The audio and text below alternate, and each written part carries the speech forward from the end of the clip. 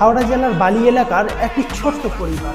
সেখানে বাস করতেন সার্বত্রিক চ্যাটার্জি ও তার স্ত্রী সোমা চ্যাটার্জি এবং তাদের 14 মাসের ছোট্ট শিশুটি। খুব সাধারণ একটা পরিবার, কিন্তু ভালোবাসায় ভরা একটা সংসার ছিল তার। সার্বত্রিক চ্যাটার্জি বেসরকারি ব্যাংকে চাকরি করতেন। সারাদিন কাজের শেষে বাড়ি ফিরে ছেলেকে কোলে নিয়ে খেলতেন, আর স্ত্রী সোমার সাথে হাসি আনন্দে কাটতো তাদের প্রতিটা দিন।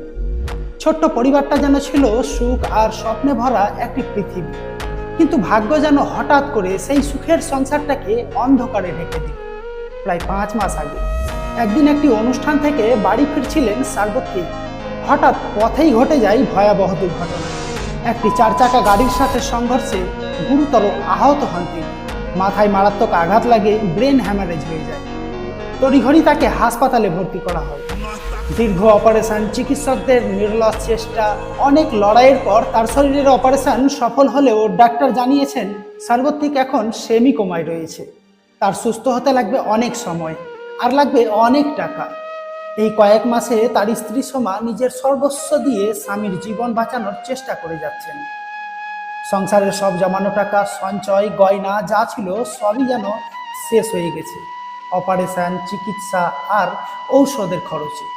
আজ তারা প্রায় নিঃস্ব, কিন্তু তবুও আশা ছাড়েনি সোমা। কারণ তার চোখের সামনে আছে সেই 14 মাসের ছোট্ট শিশুটি, যে ঠিকমতো বাবা বলতেও শেখেনি। সে জানে না তার বাবা হাসপাতালের বেডে জীবন মৃত্যুর লড়াই লড়ছে। ভাবুন তো, এই ছোট্ট শিশুটি যদি বাবাকে হারিয়ে ফেলে, তাহলে তার ভবিষ্যৎটা কেমন হবে? তাই আজ এই অসহায় পরিবারের পক্ষ থেকে আপনাদের সকলের কাছে একটা অনুরোধ। আসুন আমরা সবাই মিলে এই পরিবারটির পাশে দাঁড়াই। আপনাদের সামান্য সাহায্য, সামান্য সহানুভূতি হয়তো ফিরিয়ে দিতে পারে এক বাবাকে তার সন্তানের কাছে, ফিরিয়ে দিতে পারে তার স্ত্রীর মুখের হাসিটা, আর বাঁচিয়ে দিতে পারে একটি নিষ্পাপ শিশুকে অনাথ হওয়ার হাত থেকে। আসুন আসুন মানবতার হাত বাড়িয়ে দিই, কারণ আপনার ছোট্ট সাহায্য হতে পারে এই পরিবারের অন্ধকার জীবনে নতুন ভোরের আলো। এই ধরনের রিয়েলিটি স্টোরি দেখতে রাজগ্রাম ফিল্মের সাথে থাকুন। ধন্যবাদ।